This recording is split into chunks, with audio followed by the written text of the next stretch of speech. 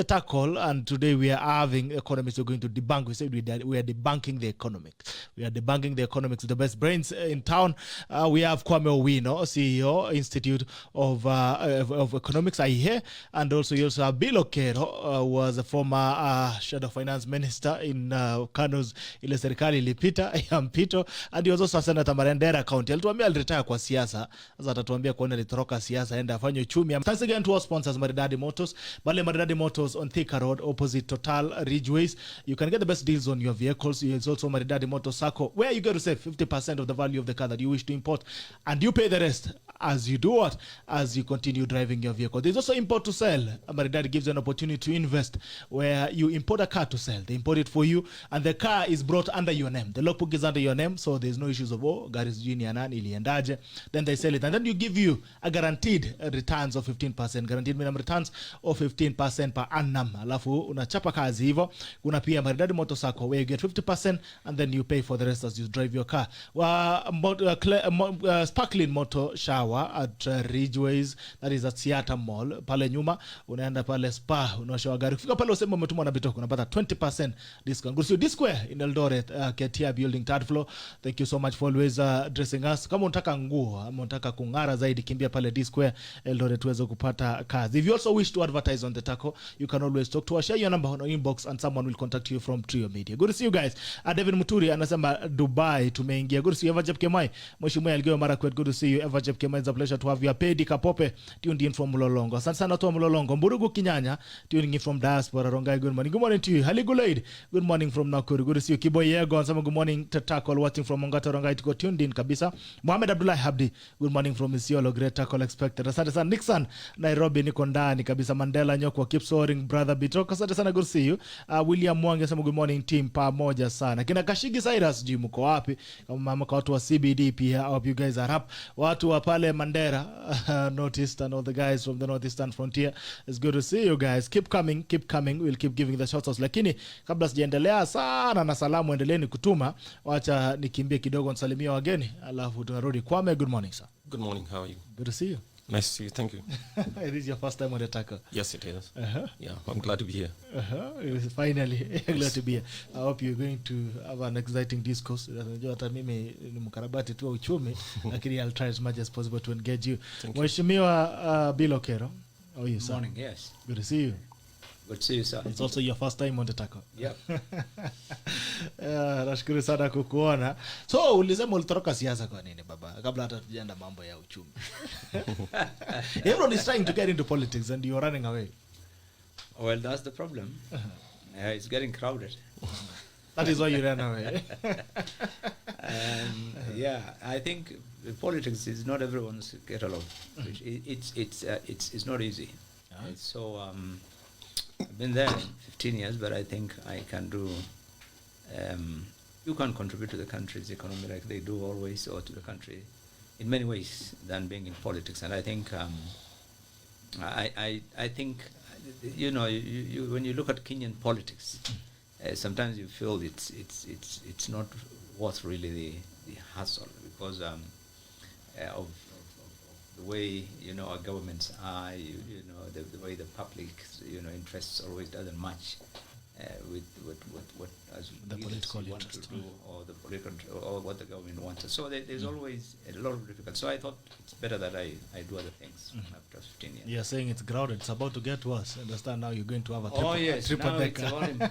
Politics is now employment. So everyone wants to get into it, whether it's at county assembly level or at national level. It's about jobs. It's about money. It's about resources. It's not just about leadership.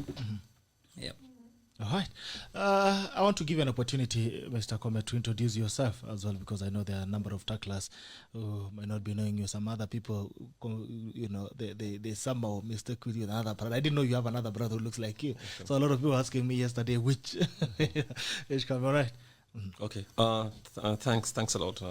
I'm KWAME OWINO. I work at the Institute of Economic Affairs. And yes, I have a brother who's a lawyer, but the guy who's here is a student of economics. So, yeah, he's my twin brother. Different guys cut from the same material. Yes. Right. Quite interesting. I hope we're going to look at majorly the issues that have been in the economics of EAC and also within the country. And, there are a lot of people ask questions when it comes to an economy. People would wonder, okay, when they say, what is an economy? Many people think money majorly, but I think I could not be an economist, but I think there's a wider spectrum of economics, because every single thing you do, whether you are a farmer in the farm, you're still contributing to the economics of the country. But you'll help me more on that. So I think we're going to get straight to Jobo. Yeah? The other day, where the president has been appointed as chairman of the ESC, the people were so excited that I was saying, well, Rais finally amepewa kakiti kubwa. And then others were pouring the cold water on them and telling them, no, these are rotational seats. And even amid all this excitement and pouring of cold water on the same thing, what does it really mean? What is being a chairman of the ESC, and what does it portend for the country? I'll start with you, Kwame.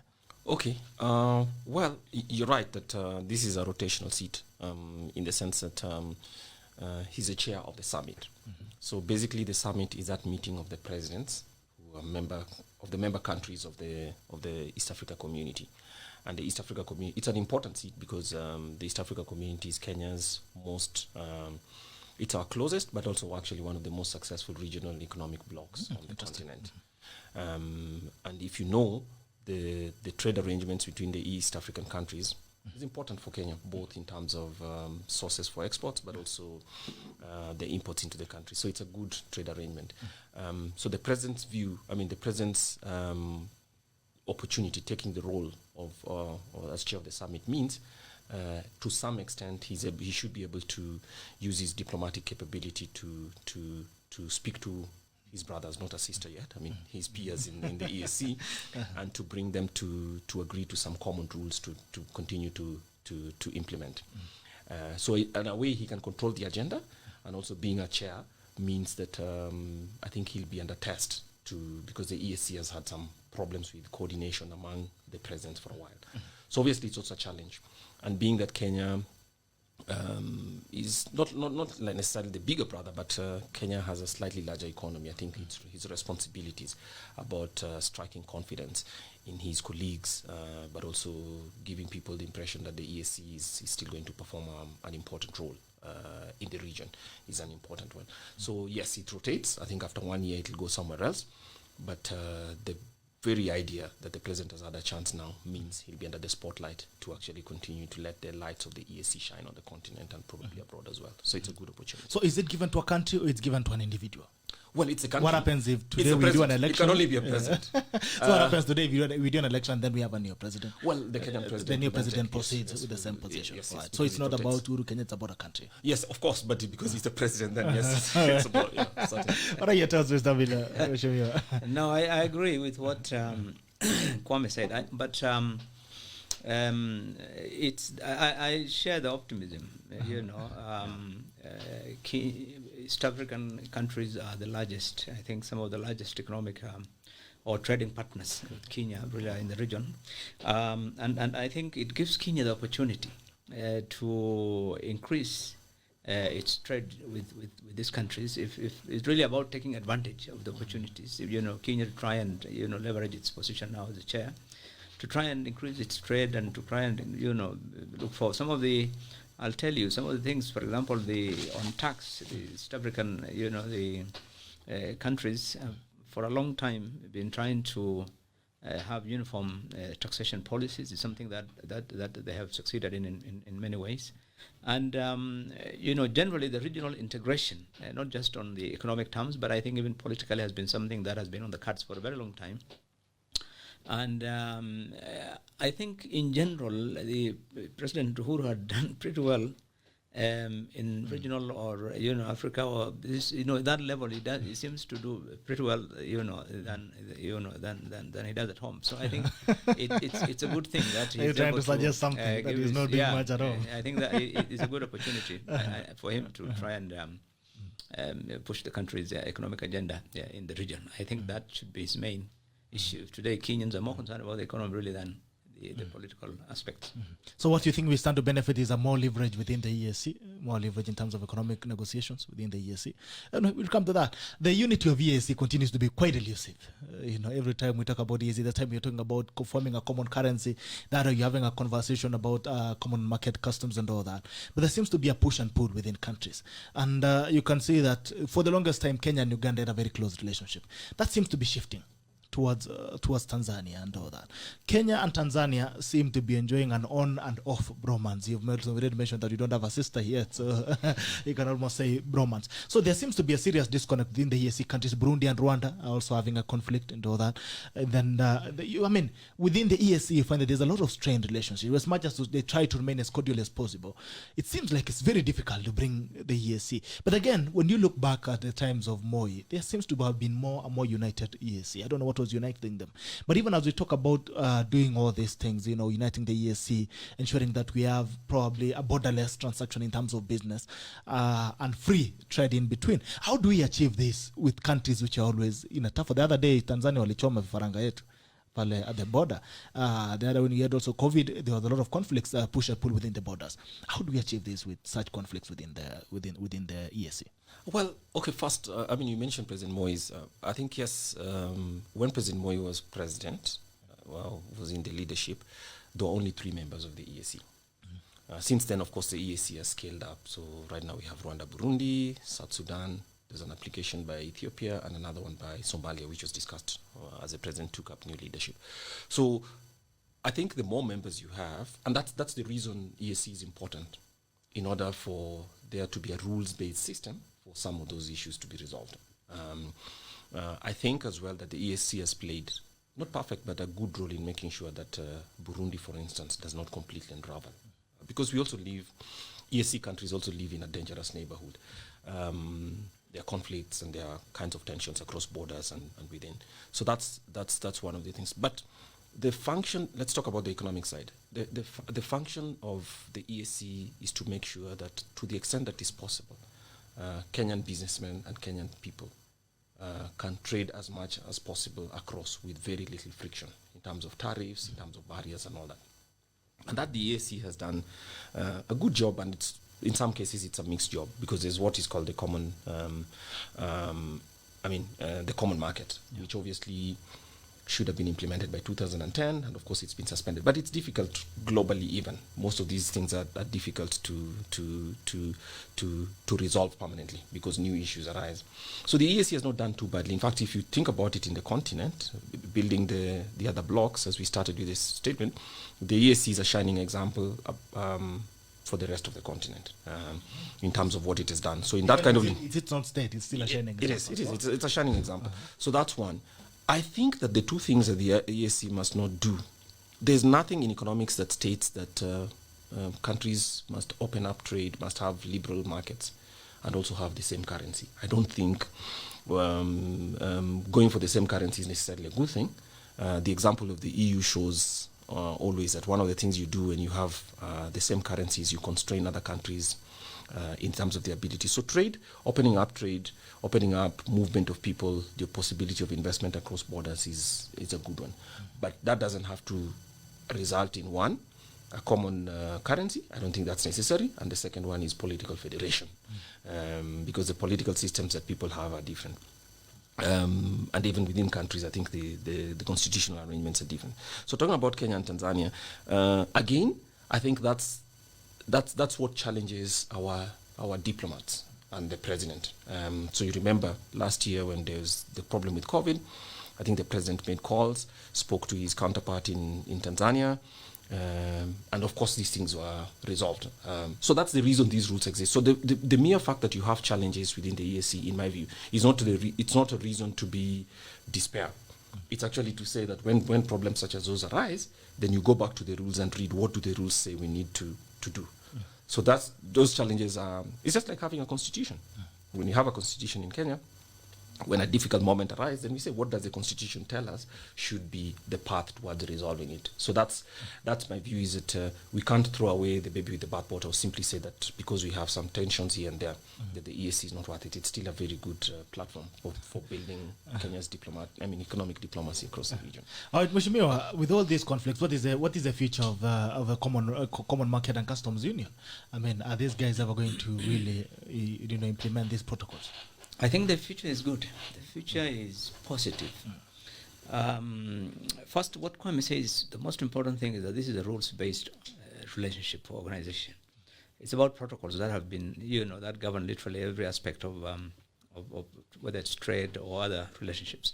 And I think there are challenges, of course. It's not easy. For example, the free movement of people is always one of the challenges that the perception, whether real or, imagine that one country is more developed than the other and has more skilled workforce. And if you allow free movement of people, then, or free liberalization really on everything, then it's going to affect their country or so forth. These are realities that are there. But I think when you look at the fact that Africa itself, African Union, it is trying to go for the continent-wide free trade area, you get the perception that we are already on a good footing, because we've already started off as East African community. We have experiences in many ways, whether it's in politics, there is a East African parliament, in judiciary we have the courts, East African court of there's a South African court, and so forth. So I think there's already a very good foundation that would help us to leverage on the continent when the free trade area across Africa starts from the economy. So I think it's a good thing, and it's not like I think the point he said is very clear, that these challenges are in everywhere. You remember in America, they had challenges, Mexico, Canada relationship. It happens in every, trading bloc. In EU, you have seen the UK exiting for one reason or the other, and the economic, challenges. So those challenges are there, but they always have to be addressed. I think it's a dynamic situation that has to continuously evolve because of the, the changing dynamics in each country, whether it's economics, whether it's politics, and so forth. So, but I think we've done pretty well, and I think the future is in that direction. It's about economic integration, and this is what the free trade area, that we're pursuing in Africa. So I think it's a good thing, and Kenya, as one of the economic powerhouses with a large industrial base, I think stands to gain more from this relationship, from this kind of regional blocks than some of the other countries, not just in East Africa, but I think even in Africa. So I think it's a good thing that we need to encourage. So you think it has a future? Course, the common trade and customs union has a future. All right, that will be interesting to say. There's something Mheshimiwa has mentioned about Kenya being the big brother. The question is Kenya still the big brother? And what role can it play in at least trying to foster some good relationship between the EAC? Okay. Yes, I mean, and by big brother, we don't necessarily mean that it's patronizing the rest. It's just that it has special responsibilities on account of the kind of economy it has and the diplomatic clout that it pulls. So I agree. And one of the things that Kenya needs to do is, as you said, that across the region, there are some fears sometimes that Kenya might, because of the first EAC, which ended in 1977 in not very good terms, and so some of those fears are still here. I think it's in Kenya's interest, as Senator Billow has mentioned, to give the rest of the region the confidence that, look, we are not trying to dominate anybody. Our interest is actually to open up, and we believe that a more open and liberalized trade within the EAC is a good way for us to build a foundation into the continental free trade area, and the possibility actually of even negotiating trade agreements as EAC with other parts of the world. That's definitely possible. So I think it's about Kenya's view, and that's why, in my view, President Uhuru Kenyatta's leadership now is going to show, because part of the things you've mentioned, like you said, banning chickens and blocking borders here and there every now and again are sometimes a reflection of those fears. Now we might be think that those fears are not founded on fact, but if people really feel afraid or concerned about the behavior of whether it's Kenyan businessmen or they simply just imagine that it might happen. That's what diplomacy is for. And I think if President Uhuru Kenyatta assures everybody that, look, our intention is not to, and you can't get away with it, yes, in the 21st century world, nobody can actually think that you can impose rules that people don't want on their borders. It will not work. The reason I have confidence in the East African community is, notwithstanding its many small creases that we see here and there, and some of them are big challenges. I mean, in the last 5 years alone, Somalia has applied to join. I think they should be. Ethiopia is interested, and South Sudan has been, and DRC, of course, also is in. So it's going to grow bigger and bigger. And the attraction is such that for all its own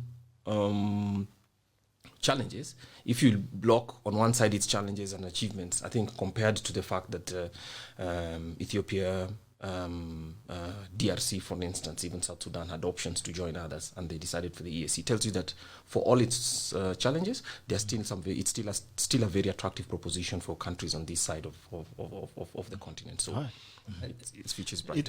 It's also important to know that Somalia is also in a tussle with Kenya. Anyway, you can pick it up. The issue about concern, but it's not only about other countries being concerned about Kenya's.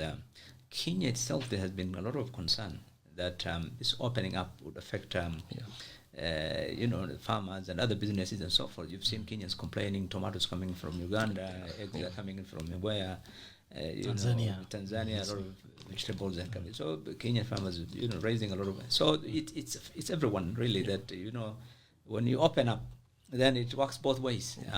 So you have to trade, and you have to allow others also to trade in your country. You have to find a way to. So it's something that will take time for people to like it says, it requires confidence building, and the governments to really. What we need to avoid is what happens in some of the trading blocks, where you create unfavorable conditions, for example, by subsidies. You support yours, and so your products are more cheaper than the rest because of unfair practices. But I think generally it's a positive thing, and some of the protocols have actually been realized, and like the common external tariffs on taxes and so forth.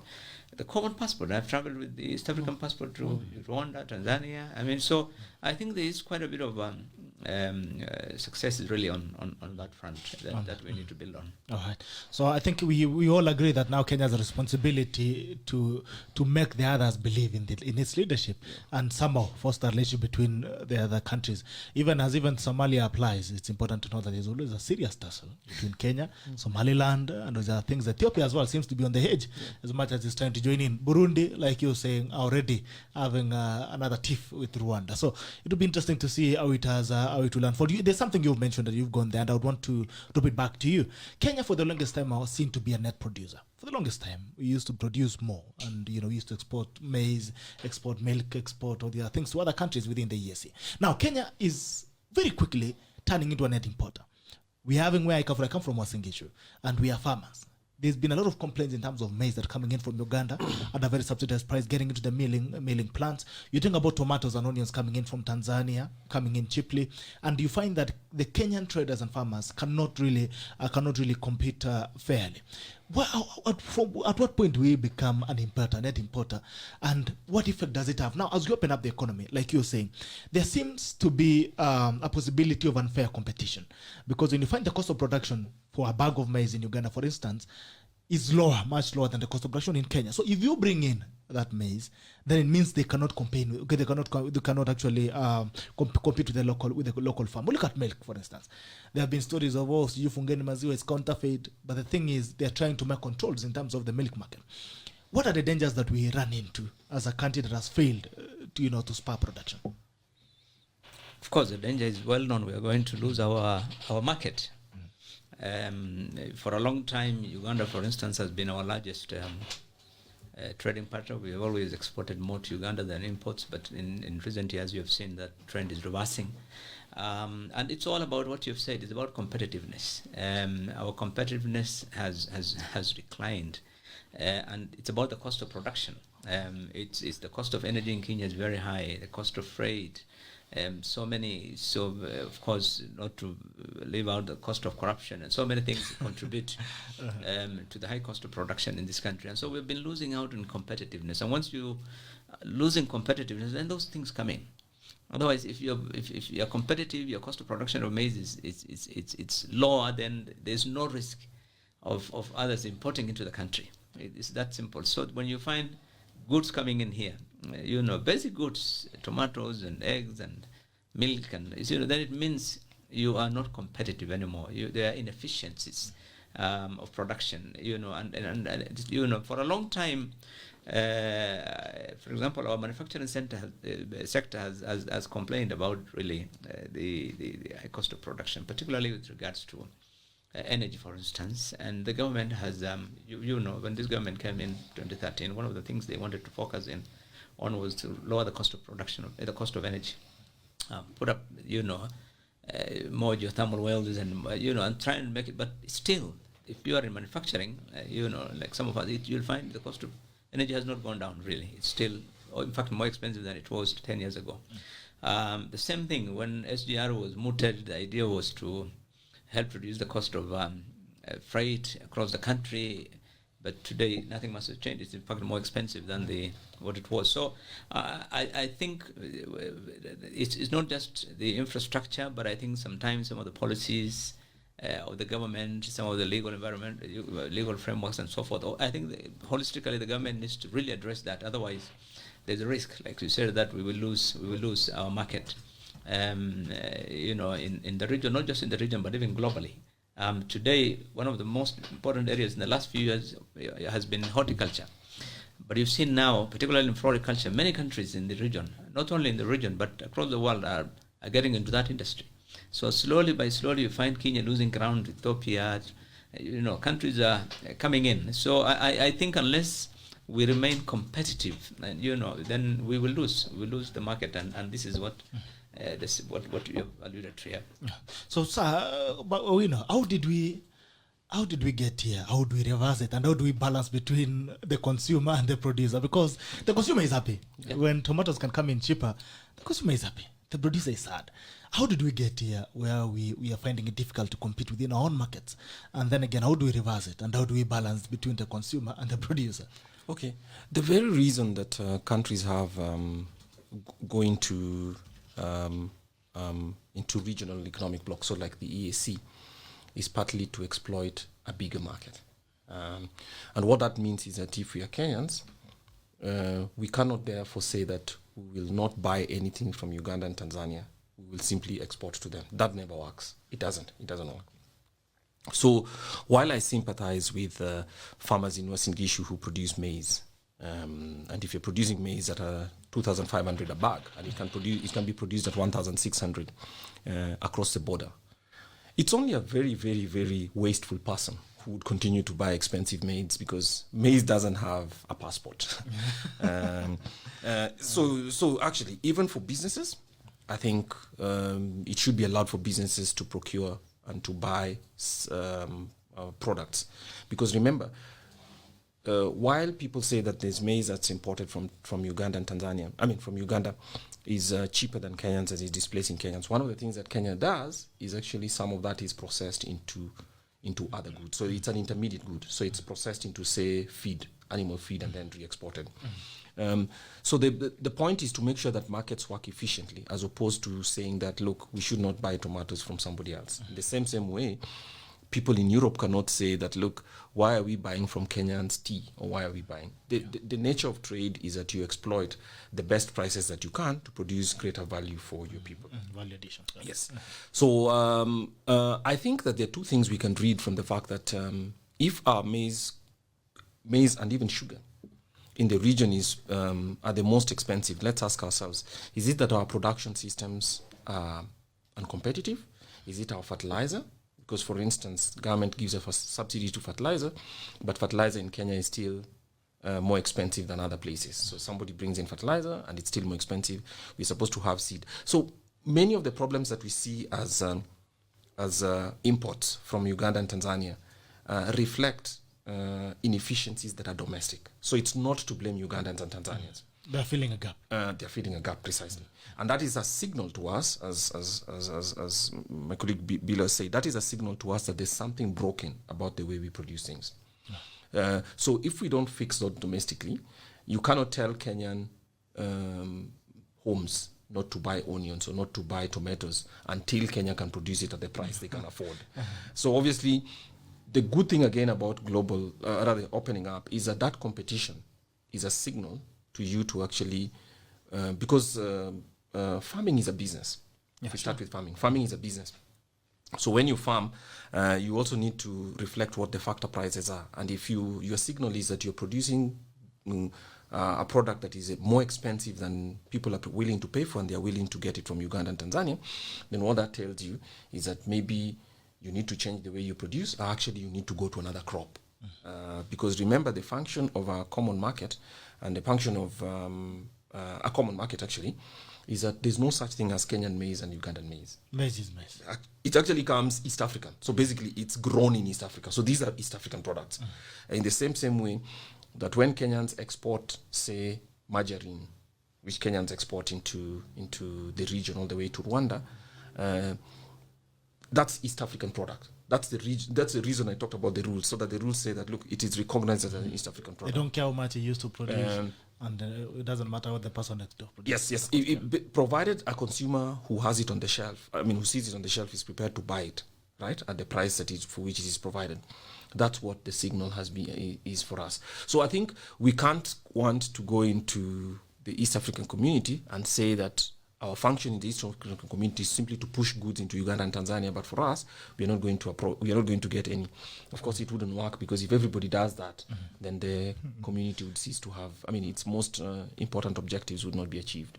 But I think anyway, I could be from a layman point of view, if a layman point of view, moving from one crop to another might not be really effective, because if you're not competing with crop A, even if you go to crop B, then it means the same problems will still apply. I remember there was a conversation a couple of years ago in where I come from, Rift Valley. They were telling us to move away from maize to start planting avocados. But then again, Tanzanians are doing avocados in hundreds and hundreds of acres. Yes. In the next 5 years, we cannot compete still. So do we now move to start doing guava? Or going to the next thing. Anyway, allow me to digress and go to what some other the fans are saying. Mohammed Abdullahi Habdi says, ask Kwame to explain the effects of coalition of willing, that is Tanzania and Burundi, coalescing around their own interest. Very quickly before I go to my Well, I think okay, so the reason we have the East African community, and one of the things that we've stressed this morning, is that rules are important. So all questions or all issues that arise are interpreted according to the rules. And the East African community is a very, very highly developed one. It has a court, it has a parliament of its own, it has a secretariat, and it has a summit. All these are institutions through which all these issues that arise are reflected. One of the other things that it allows is a concept called variable geometry, which allows countries that want to proceed with one form of reforms to go ahead and then to let the others catch up over time, because we might be at different levels. So I think what is referring to is that Rwanda, Burundi and Tanzania had certain concerns about the pace at which the reforms were being carried out. And so Kenya, Rwanda and Uganda at one point were more prepared for faster reforms than the others. So that's what raised the coalition of the willing on the one side against the other.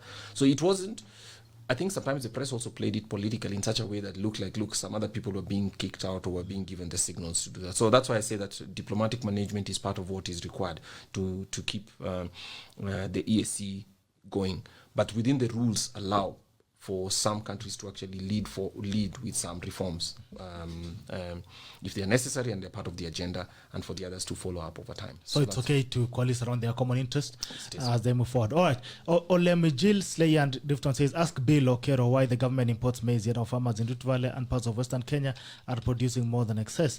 I would like you to pick two. In the next 5 minutes, we'll just focus on what this guy is asking. And then Mark Chittis asks, what are the pros and cons of getting vehicles in Uganda or Sudan? There seems to be, we talk about open borders. When it comes to also to assets, it becomes a bit difficult to move them in between the borders in the EAC.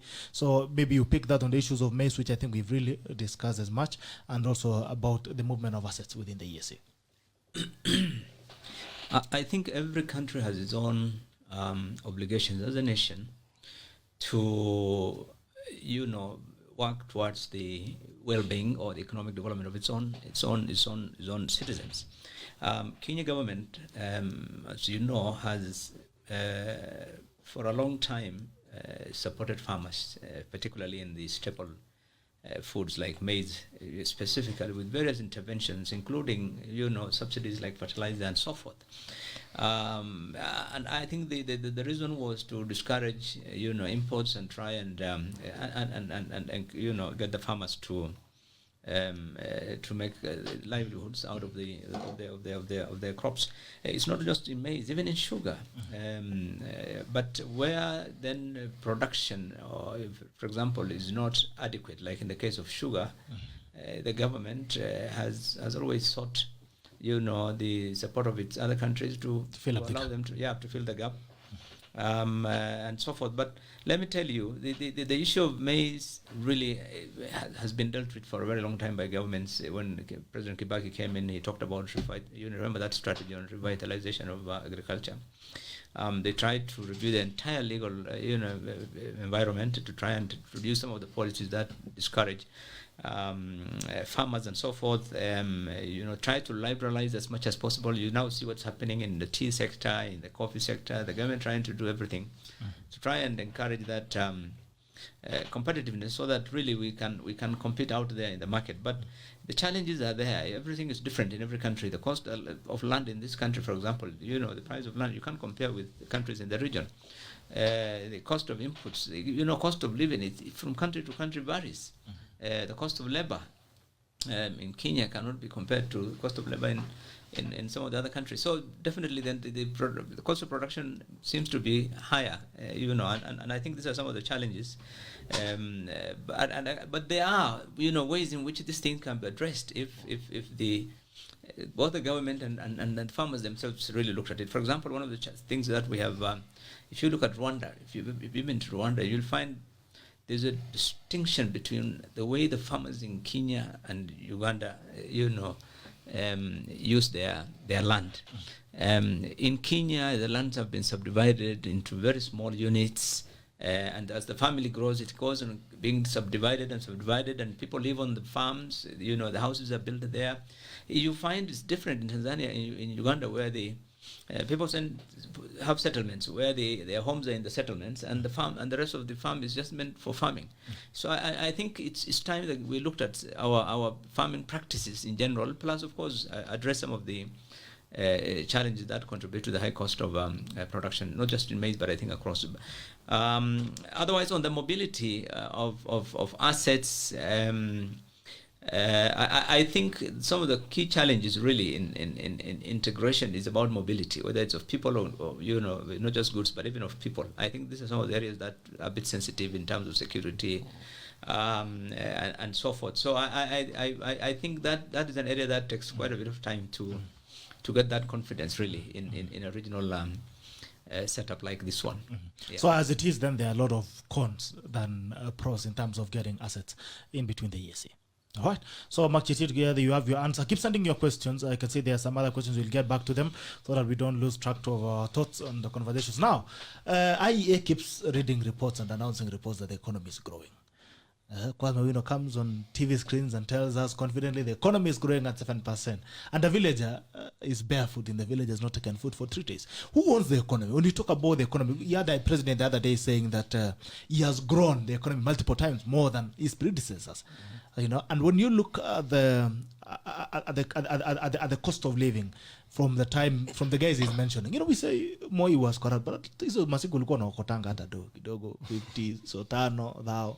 These days hata uwezi okota, yani ile kitu unaweza okota ni masaibu. And the president has been saying that the economy has been growing over time. So who owns the economy? When KWAME, when you tell us the economy is growing, what are you usually referring to? Who owns the economy? As we speak, we are saying the economy has grown, but it looks like the common mwananchi is continuing to have a problem in terms of affording basic needs. Okay. Well, very rarely do I come on because it's I work at the IE and we don't do public relations for government. So very rarely do I come to say that the economy is. That was just I know. But the point is that was to make it to give it a visual. But the point is that if you look at the way it is measured. Yes, I mean throughout the Jubilee season, with the exception of last year because of COVID and other things, it didn't. The growth wasn't very high. But the point you're asking is what type of growth did we have? And so one of the things that the Jubilee administration did was specifically building these big infrastructure projects. So borrowed money and then built trains, built big roads, built a few things. And of course, the president said at the same time, people stole 2 billion per day. So that's part of the reason why, while on the one side, there's a registered growth in terms of the numbers, what the numbers suggest, people didn't see as much effect on their livelihoods. And I think that's a real one. So people feel that. And the economy is not some box that the treasury stars.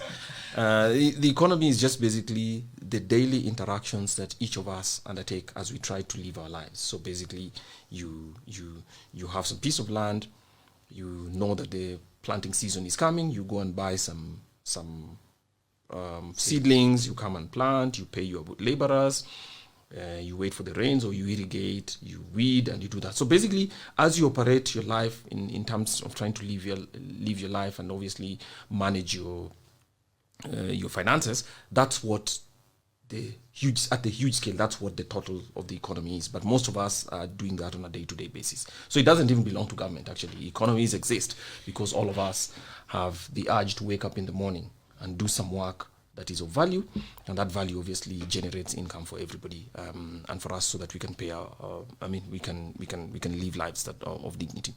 So that's it. So it's true that the rhetoric around growth on the part of the Jubilee administration and the feeling qua ground among people is completely in diverse sense. And I think one of the things that the Jubilee administration did was they forgot that people have to feel it. So a lot of PR and a lot of people from social media, all those guys were now very disillusioned and claiming that all along they've been against it, were just talking up the economy when the real things were not happening.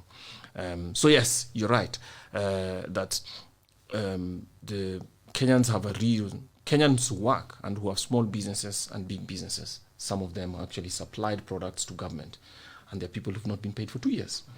So any business that has actually supplied products and you haven't been paid for 2 years, and maybe you are funding it through a banking facility, of course you're in trouble.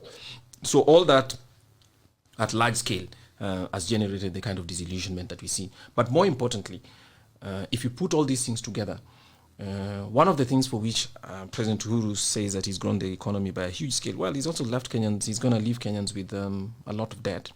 And it's going to get worse before it gets better. So that must also be. So if you're funding an artificial growth with debt and leaving the country with debt that is growing every year. So when President Uhuru came in, the national debt was being paid at the rate of every year at about less than 1 billion shillings per day. Today it's 3 billion shillings per day. So obviously there's something to be said for the way the Jubilee administration has its stewardship of the economy, and it's been very poor. So I've taught basic economics at undergraduate level for children, for university students. And if I was to mark their scorecard, I'd actually give them a D, to be honest. I'd give them a D, yes. Right. For me, the growth of an economy for me should mean money in the pocket. Money in the pocket of the citizens. That is a reflection of an economy that is growing. The fact that if I can afford bread, that means the economy is growing. But if I cannot afford it, then the practicality of a growing economy then stops to make sense. Is it possible for an economy to grow, and then again the people who thrive in the same economy cannot afford basic life? Yes, that's what we have. The government is even projecting now that this year, 2021, it will grow by over 6%. They're already growing it in advance. And so... And this guy is telling us it's not a box where they chocolate. Looks like it is a box where they chocolate. Yes, the disconnect is in the... ours is largely a subsistence economy. 80% of Kenyans, they survive on the informal sector. The agriculture sector being the largest.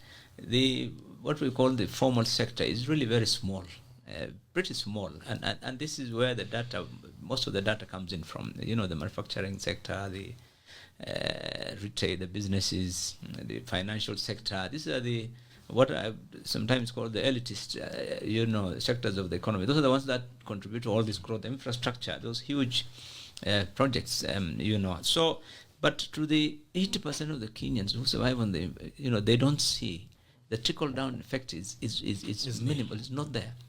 And this is why we've always urged the government, leave the money in the pockets of Kenyans. Don't tax. You know, the perception that government must always tax is wrong. Tax should not be a burden on society. It's not a must for the government to say, look, I must do this road and I must build this way. No, it's up to the people. People also need to have money in their pockets to live their lives.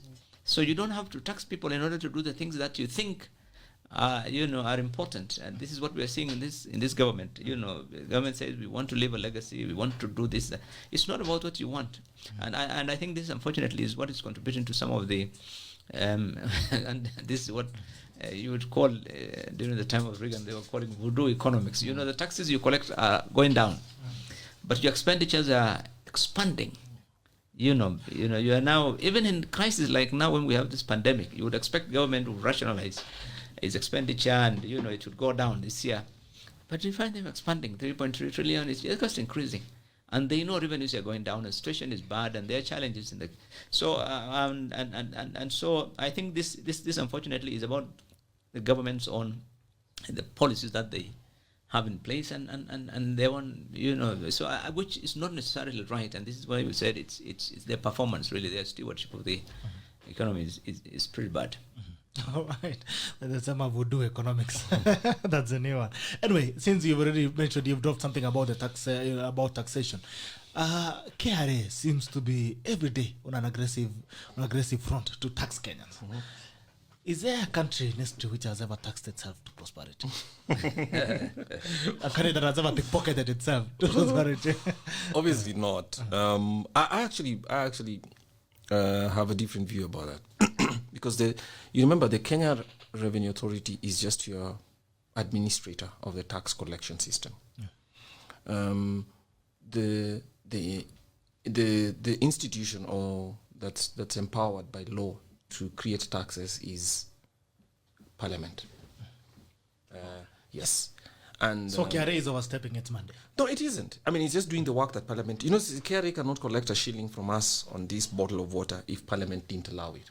And if they tried it, obviously you'd go to court and the tribunal would say they don't have that power. So one of the things that Parliament did, and I think, yes, as we talk about the Jubilee administration, it wasn't helped by a Parliament that was too compliant, did not perform its role very well, and every time they were told, we are building a road, they were just too eager to let taxes be raised, or tax rates be raised in the belief that they were building, or they were helping to create development, whatever that means. So we have a Parliament that every single year new taxes are introduced, and so for instance one tax is brought in. So for instance in the last 6 years, slightly longer, we've had this minimum tax introduced and taken back and introduced and taken back, and it's been introduced again. So Parliament never sits back, and we have a finance committee of Parliament, never sits back and asks the Treasury Secretary, okay, what is it that you're trying to do with this tax? Because a few years back you convinced us to bring it in, then it did not work, we took it out. We brought it in, you took it out. And then again this year from the 1st of January it's supposed to be happening. What is it that you're trying to do before we pass this law and allow the KRA to start raising taxes? So for Kenyans, it looks as if the idea of funding government operations is no longer in the control of Parliament. It is just what somebody at the KRA and somebody in the executive, thinks wants to work. They put it in a bill, and Parliament will pass it. So we want some money, go and tax bread. Yes. So the media tax, the digital tax. But the point we need to ask ourselves is, Parliament, those taxes can't pass without Parliament passing a law. So does Parliament ever ask itself, look, fine, it's okay for you to say that we need new taxes, but when you're talking about a media or a minimum tax, what are we trying to achieve? Are we just trying to get more money? Or are we just trying to chase every single shilling? Because what does it mean for Kenyans if you're going to tell people, the minimum tax, if you're going to tell people that you pay a tax on your turnover, irrespective of whether you're making profits or not? In other words, you're taxing people's capital. Is that what you want us to do? But Parliament passes it and then comes back on the podiums and they start telling you that Jubilee has failed. And that, I'm not talking about parliaments on both sides, including Jubilee MPs. So the game here is that Parliament allows the Treasury and the administration to do whatever they want, and then they come back here and try to play as if they're victims, like everybody else. So that's a problem. So I am hesitant to blame the KRA for the faults of Parliament, which is supposed to be sitting there reading laws and passing laws, passing them and then later claiming that they did not know that that is the effect that those taxes would have. So that's the unfortunate situation that we are in. A Parliament that actually has forgotten what its real roles are, which is oversight over every new tax that the administration wants to introduce. So it's now in bed with the executive. So your thoughts on the same thing: the aggressive tax collection of incomes by KRA, and also should the revenue collection be measured against GDP? I think I think the last couple of days I've read a statement by the majority leader in Parliament saying that, look, Treasury can come with their, I'm sure we'll discuss about debt later. We can come with their, proposal to increase the ceiling for debt if they want to even to 20 trillion. We will sign it. The only thing we want to know is that they should use the money for development. I mean, that's the kind of people we're having today. It doesn't look at any other aspect of the economy, whether the sustainability of the debt. That's not his concern. His concern is that the government says we will use it for this. Say, fine, let's go. And if the government doesn't use it, it doesn't bother, because nobody is holding the government to account in terms of its expenditures. When the budget comes up for review, nobody says, let us look at the budget. What happened the last one? How did you spend it? And I think so. The challenge we have today is not just on the revenue; it's on the expenditure. Really, revenue. It's not. If you look at the revenue performance in this country, is better than probably all of the other members of ESC combined. It's the issue is on the expenditure. So KRA is being put on and unnecessarily, very a lot of pressure to try and generate revenue every which way they can. This is why you see them taxing capital through the turnover and all manner of taxes, really. So unless the government learns to rationalize its expenditure, even in this crisis, today you would expect, because of the crisis we have, the pandemic, the people have lost, thousands of people have lost their jobs, incomes have disappeared. People who have been doing some small exports are unable to do because of the lockdowns in many parts of the world. There are many challenges. But so you would think the government would really, provide some relief, let alone taxing, or, should provide or increase. That's what's happening all over the world. Governments are assisting businesses and, their citizens to try and avoid payment of taxes so that people can bring up their businesses back, create more opportunities, more investments, more jobs, and so forth. But unfortunately, because the focus here is always on expenditure, then KRA then is left to try and find money every which way they can, and this is the challenge. So it's not about revenue in relation to the GDP or whatever. It's simply that the government is looking at the wrong end of the stick. They should be concerned about the expenditures, really the ballooning expenditure, and the government can rationalize expenditure. By the way, there are a lot of, if you go through government estimates, you find there's just so much, it's padded with so much that they can actually, because today in a crisis, you find last year in the middle of the crisis, when you have no money to help the health sector, the allowances for or equipment for the medical workers, you find a government ministry is advertising, putting up an office, another one is doing, some mundane activity, which is not essential. You can put back, you can delay some of these things because of the crisis. But, that lack of prioritization is a major issue in government in this country. We've always want that conspicuous consumption culture. You want to government, every ministry or state corporation wants to be seen to be doing something, and this is the thing. And this is the challenge that we've had, and arguably it's worsened. Really, did not get better. Right. Well, KRA was being restructured sometimes back when it comes up with the iTax and all that. There came a slogan, tulipa ushuru tujitegemee, which was a call of public good. Like, you don't want us to make us feel good about paying taxes. But again, there's been a feeling over time that KRA has been weaponized and, used as a criminal system, a criminal justice system where when BILLOW says something against the government, we send you KRA. to come and say, even the ugali you ate yesterday should have left 10% for the government. I mean, what does this mean? Because again, paying taxes should be a patriotic role, where I feel good paying taxes. I wake up in the morning, I'm like, okay, today I have to pay ushuru, because it feels good to be a patriot. But again, there seems to be a part here where the executive is using KRA to use it as a criminal justice system to pursue people that they feel they are not satisfied with. What does this mean, for the economy? Because this is an harm that actually supposed to spur the economic growth by picking up money. Yeah, I think that's the unfortunate part. It's very, very unfortunate that, and that's not true. It's not just speculative. It's true. I mean, there are many people who receive certain audits just because you either made comments or you disagreed or you do not support a certain party. So this, and that's the unfortunate thing, because one of the things that I think we need to be careful about as Kenyans is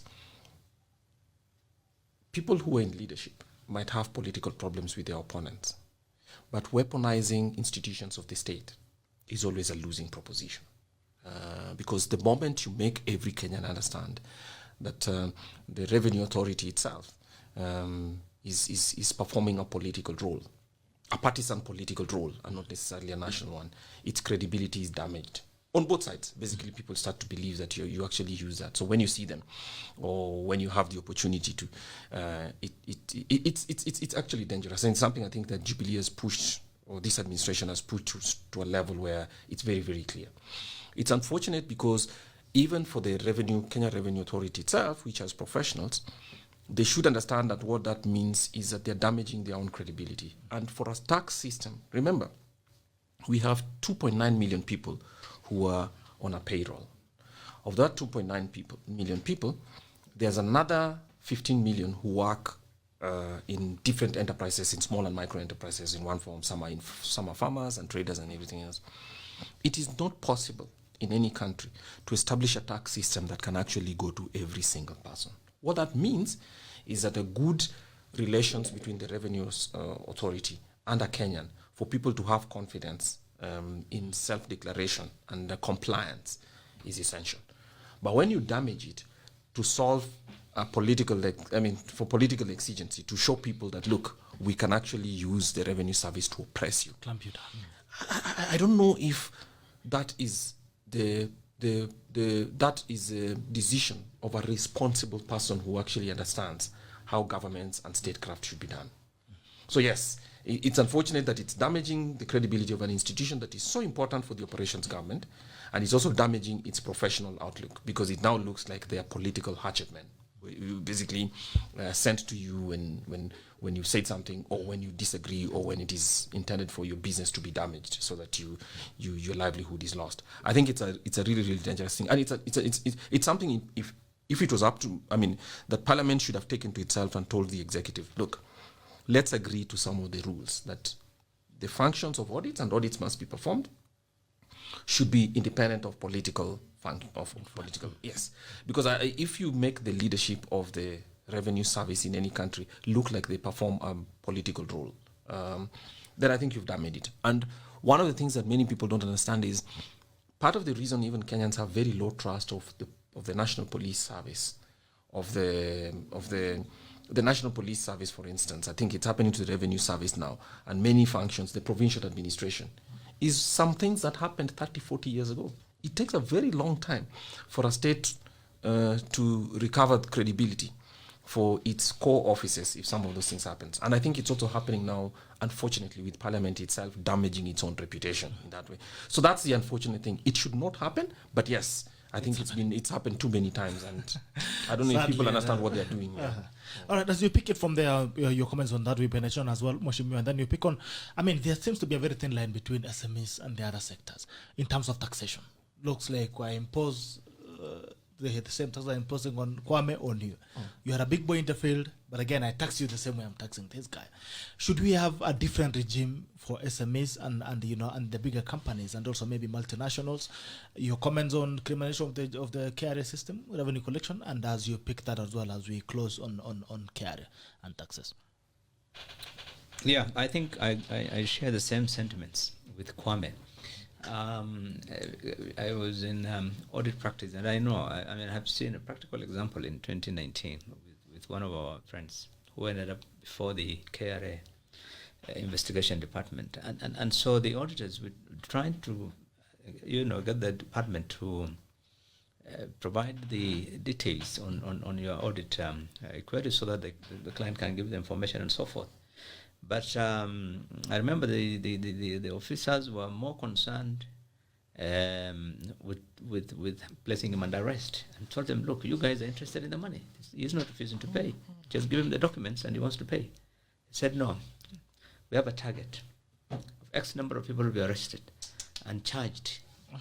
And and in a few minutes they said, okay, we're not going further. And in the audit meeting, we had DCI officers. Oh, in an audit meeting? Yes. And so the officers went out and they said, the officer from DCI said, now, gentlemen, you can leave. And the KRA guys were told to leave, and they took over. And they said, okay, we are placing you under arrest. And we pleaded with them and told them, these guys are not objecting to payment. Just give them the information. They said, no, we have to go to court. That's our mandate. So I think generally, and I think a few months later, the president himself really one time, I think, cautioned KRA from, trying to use force. You remember, he warned them that people will start jumping out of windows if you start using, behaving like a police force. But the circumstances are that have changed since, and I think in the last 1 or 2 years you've seen the way the department has been used, and with allegations of harassment of political opponents. Now on the SMEs, if you've been around long enough, the way some of us have been in this country, government has always talked nicely about going to support SMEs. That's what it has always been. Very flowery language in every budget. SMEs, we're going to look after you. But you go to Gikomba, it's the same Gikomba that I have seen when I first came to Nairobi in 70s. Not much has changed. Not even a shade of where they make those wheelbarrows and those things. Many shades. Many same shades. So it's only this year that they have said, okay, we're going to set up a credit guarantee scheme, and we're waiting for it to, to be implemented. As the British say, the proof of the pudding is in the eating. We'll see how it's going to work. But I agree with you. There should be a different taxation regime. Really, there's nothing in law or in any practice. It's a good practice in other countries that you must encourage.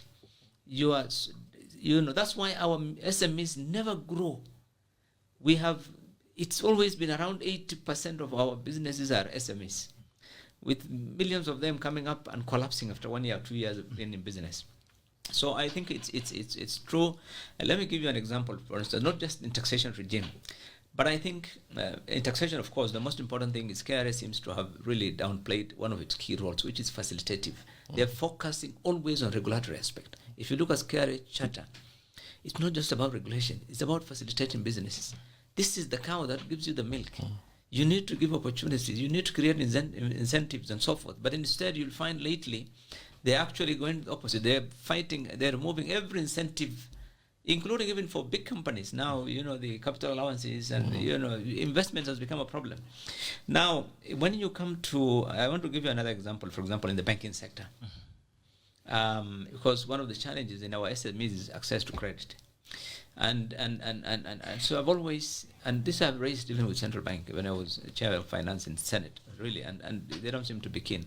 One of the things that the central bank should be doing is to also help businesses, not just look after regulatory aspects of banks. So there's nothing in law that can stop central bank from saying, okay, banks, I'm not giving you a license this year unless you allocate 30% of your money to SMEs credit. 30% of your credit must go. Find out how you're going to do it. And you must. So, if you can't meet that, sorry, then I can't give you a license. This is business. There are risks in every business. You don't have to shield banks alone. You have, every business has risk. Yeah. So if they have to take risk, they have to take risk, but they must support that part of the economy, which is the main backbone of Kenyans. But government is always supporting the opposite. The banks, and you find boys. that then, so they are not reliable. They are going to default, and that's the focus always. The banks are suffering from huge portfolio of bad loans, and this is why the credit guarantee scheme is coming in.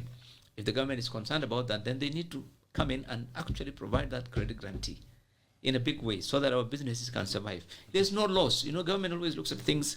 It's like every penny that is spent on you, if it's not repaid for one way or the other, they consider it as a loss. It's not. Why must the government always think of it as a loss? The other day, the CS Treasury was saying that, in the 6 months that they created the wave, they gave the wave on taxes. You remember those taxes? They reduced the corporation tax to 25%, and part of the pay-as-you-earn and so forth. They said we lost over 172 billion. He was pained by that. We've lost revenue. Why do you talk of losing? This is money you left in the pocket of Kenyans, so that you are creating incomes. So I think it's the government needs to really look at our constitution. Really, if you look at the public finance chapter and some of the principles, tax should not be a burden. It should not be a burden, really. And government needs to look at the fact that if you need to leave people to decide to have some money in their pockets and decide because you need to support economies, you need to support livelihoods. People have got schools to pay. People have got other needs. You must not collect money because you want to achieve a particular project that you must do. No. You can actually wait to collect money at the end, where it's coming from. Now, the government calls it losing when we don't give them, but they don't count it losing when we give them because we're also losing money. If I'm giving money to the government, I'm losing part of my income. If I'm giving you 16%, I'm losing 16% of my income. But when I don't give this government my handings, they say they have lost money. Money which they never had. Anyway, from the word go, they have not worked for it. Anyway, should we draw the line between, is it fair to tax MSMEs the same way we tax all these big boys in the market? Should we create a different regime? Well, no, obviously not, because the kind of SMEs that we have of a different kind. So basically, most SMEs tend to be 1-2 people, at the most 3. They tend to be small farms. So you cannot add to them the cost, say, for instance, or taxes must be collected, but you have to be careful that you're not adding to them the cost where they'll need a separate accounting department, a tax person to help them with planning and do that. So the way we arrange, that's one of the main problems that I have with the KRA, because they do the administration. The taxation system and the administration of the compliance system is built as if Kenya was Switzerland or the US, where every single business has some accountant. You have some software that helps you to aggregate your incomes, so that at the end of the month you actually can calculate specifically how much is owed. So if you introduce a system that's very burdensome administratively for somebody who's managing sales, say, and selling off their own premises at home, for instance, then obviously that makes it difficult for them to comply, and you actually raise unnecessarily. You distort the economics of the enterprise, because they have to spend so much time to ensure that they're in full compliance and do all that. So the paperwork definitely needs to be reduced. So let's, for everybody, but also specifically for SMEs. So for instance, last year we just tried to ask ourselves the tax code, basically all the taxes in Kenya. And we found out that if you put all the taxes in Kenya in a single document, it's something like 1,200 pages. Wow. 1,200 pages. The income tax itself is about 600 pages. So I keep asking Parliament, why are you continuing to make this tax system increasingly complicated? And then you go back to your people and tell them that we are trying to make a less burdensome tax system for you. I mean, why can't the tax system, like the one in Hong Kong, 10 pages, 10 pages, and it's not supposed to go, that's all. So that you can sit at a go and actually read the entire thing. So every time you hear Kenyans say, we are looking at the East Asian tigers, but you're looking at the East Asian tigers thinking that the way you get to East Asian tigers is to build big bridges and highways, but the way they manage businesses and make sure businesses continue to thrive is not something that bothers us. All we want to do is big engineering projects, of course. To look We good generate, outside, which also generate a lot of kickbacks for people, to be honest. But we are not looking at the practices that there's no reason why the tax system, you can keep the tax rates the same, but there's no reason why the tax system should require so many documents in order to comply. There isn't. So it is possible. It is possible. And that's why you have very educated people in the tax administration.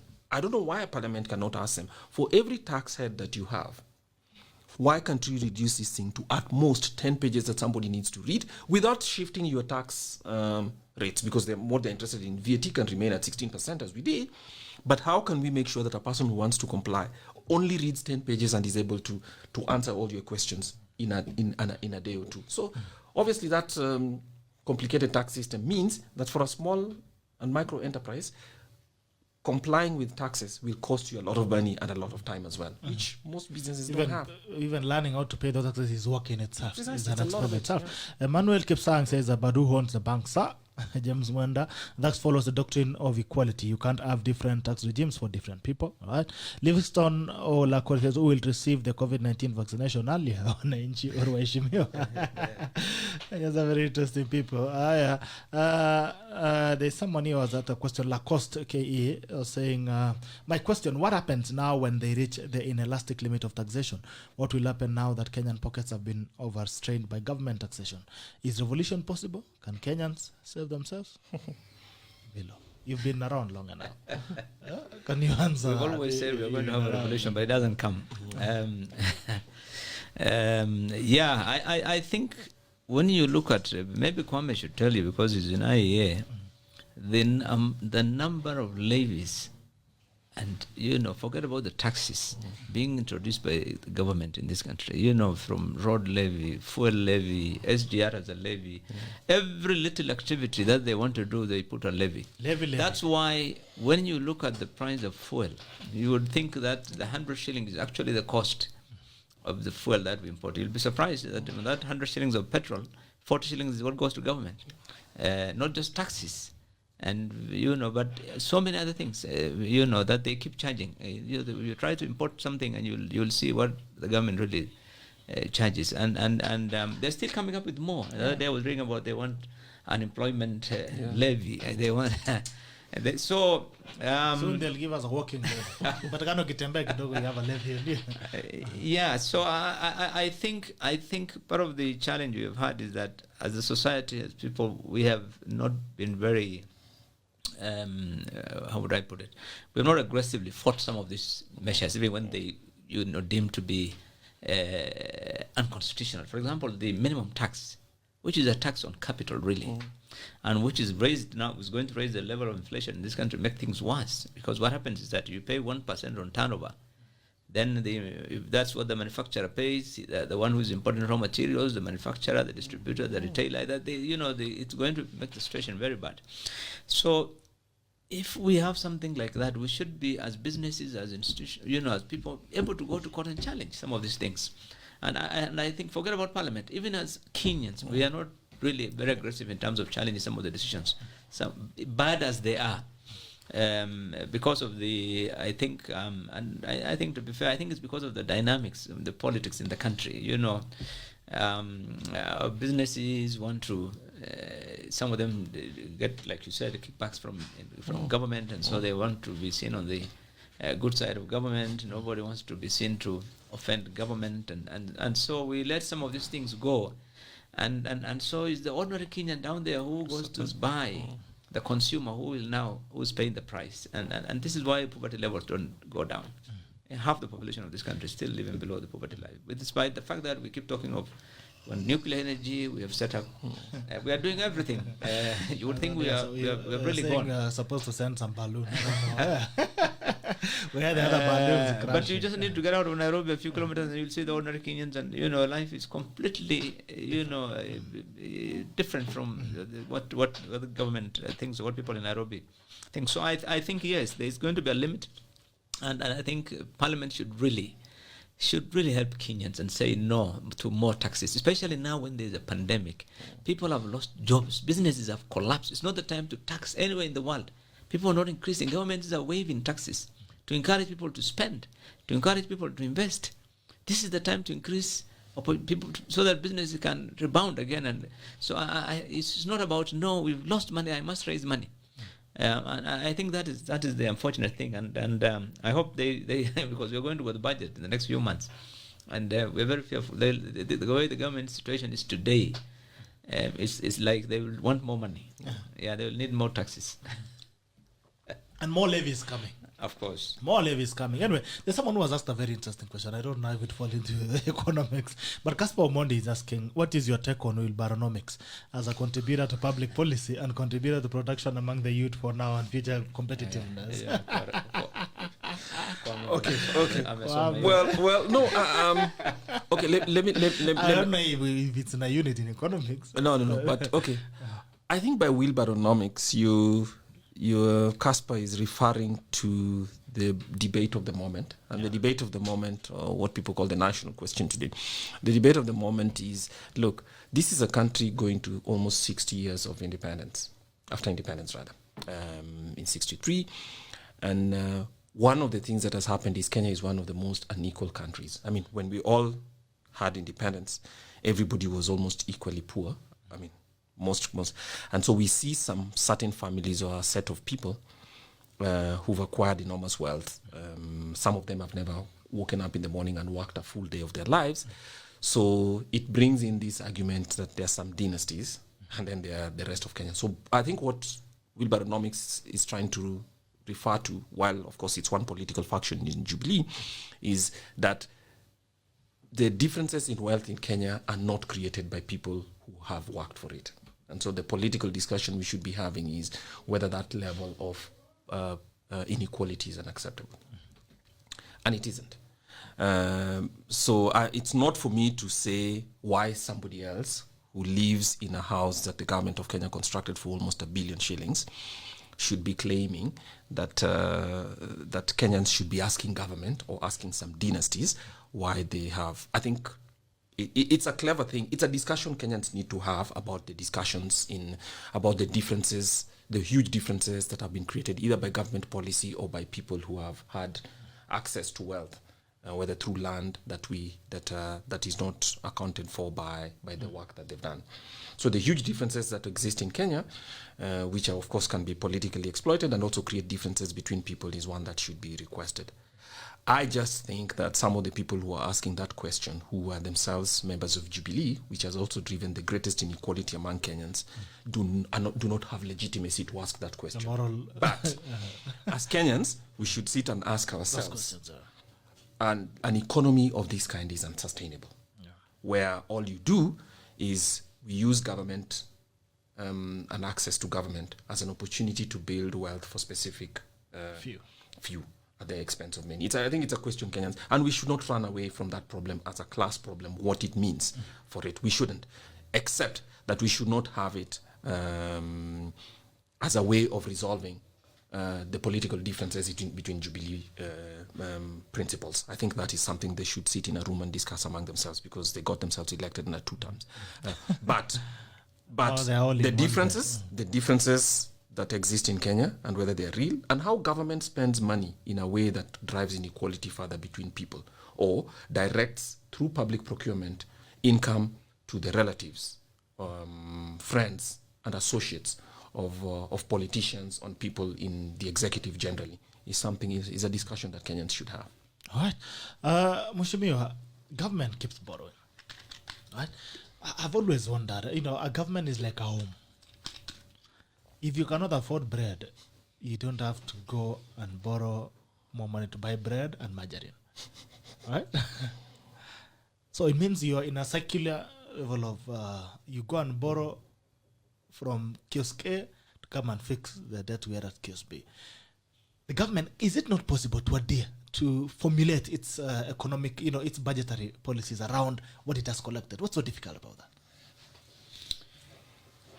Let me start by saying there's nothing intrinsically wrong with borrowing. I mean, you can borrow. We all borrow. That's okay. The question really is, to what level do you borrow? Do you borrow to the point where it's no longer sustainable, you cannot service that debt? And so then if you borrowed, then your house gets auctioned, your car is mortgaged, and then ultimately you are declared bankrupt. So the question today, I think, for Kenyans is the government has borrowed to the level where now it's broke. And it's soon or later be declared bankrupt. For a government, that would mean it has defaulted on its loans, as we've seen in other countries. It's on loans; they can't service it when it's due, and so then you face consequences. You'll have to pay more premium in future if you want to borrow. You may not be allowed to borrow again, or you discourage investments into the country. But so the question is, why do we get into this level? I think it's about lack of several things. One, I think, is obviously it's for this government, for example, it's their policy. They've always taken this view that the debt, even today, they're still arguing that it's sustainable. And I give an example. I gave an example of the majority leader who just said a couple of days ago that we can't take it even to 20, because if it's going to be used for development, you can't borrow. So the challenge is, that is one. Two, there is inability to try and do budgeting the way it must be done. You budget, your expenditure side must be based on your revenues. This is the way budgets. Governments finance ministers used to struggle to balance their budgets. And that is the thing you look at. Where are they going to get how are they going to balance it? Now it's no longer important. You simply say, my expenditure is 3 trillion. What is my revenue? It's 1. Yes, the difference I borrow. It's so simple. They're no longer thinking about it. And so we've gone into a situation where now our revenues are about 1.8 trillion. We are going to spend 1 trillion shillings to service debt this year, 2021. What is left is hardly enough to cover even half of the government's recurrent expenditure. Forget about development, forget about other things. So we are in a situation where now the government has said they are going to borrow money to service some of the loans that are maturing. So it's in a debt trap. They can tell you every language, whatever, but when the government will go out next to collect a euro bond or something, it's to service the loan that is due, that is maturing. And that's happening, and we can see it. But still, even with all these challenges, this government is still digging. They're still borrowing. And we don't know who will tell them stop, because Parliament is the one that has said, we can go ahead, please. And they're not borrowing for development. Let no one cheat you. Our development budget last year was about 350 billion. Find out how much the government borrowed. It borrowed nearly 1 trillion. In fact, they're borrowing about 3 billion now a day. 2.83 billion per day. And they're only spending 350 billion is what they want into development. Most of it not going to be actually absorbed by the time the financial year ends. So if you want to be an overnight billionaire, you open a bank for government. You lend to government. Well, they have borrowed from commercial banks. I mean, a few years ago when this Jubilee came to power, I think the commercial loans were about a third, isn't it? About 60. Yeah. Today, I think most of almost 2/3 of our loans are commercial, because it's easy. You walk to Chinese Exim Bank and say, I want a road. You don't even need to say. You just get China roads and bridges. Say, we want to build a road from Nairobi to where? To Nyeri. It is going to be 20 billion. China road and bridges. They'll come up with the proposal. They'll do the design. They'll go to their bank and borrow the money. Then you will and that's it. And the loan goes into your books.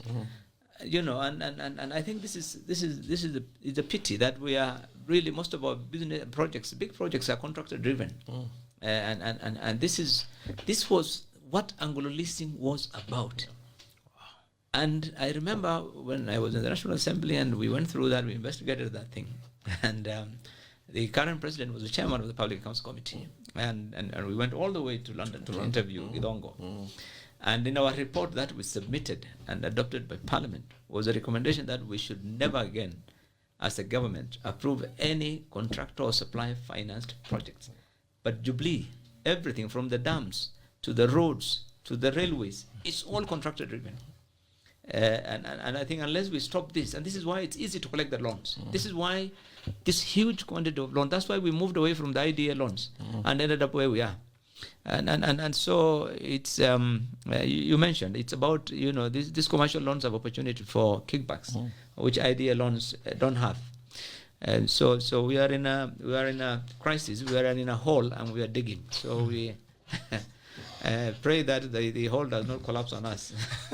What's interesting is, you're saying when you want a loan, you don't even have to say anything. You just have to show up in the banks. There's someone in the commercial banks who was telling me that when you see a government official from Treasury, you know he need loan. And you see just a government official walking in from Treasury, unajua, hii ni pesa wamekuja kuomba. So maybe Uhuru only needs to show up in China. He doesn't have to say anything. And they know, this one, he wants a loan. All right, sir. Even as we talk about that, Kwame, now, where we take this money, and it's quite unfortunate what Mheshimiwa Billow is mentioning, that a majority leader who sits in parliament, who is supposed to play an oversight role, like you're saying, to oversight the executive and tell them, no, man, you're crossing all the lines.